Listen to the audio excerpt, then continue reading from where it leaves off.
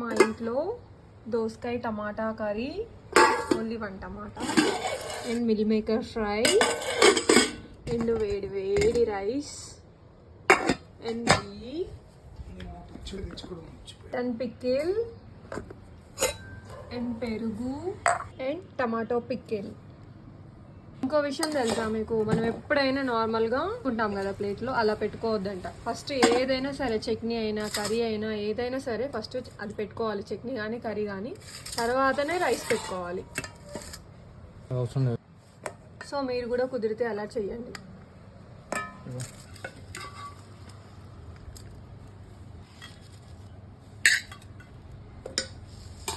తెచ్చుకొని అయితే 3 days 4 days అవుతుంది. పండగకి మా అమ్మ పెట్టి పంపించింది అనమాట. నేను ఇవాళ టేస్ట్ చేస్తున్నాను. నేను సరే బాగా పెడుతుంది, ఈసారి చూద్దాం. ఓన్లీ వెజ్, మనకు నాన్ వెజ్ అండ్ వెజ్ రెండు గుమ్మేస్తాం అనమాట.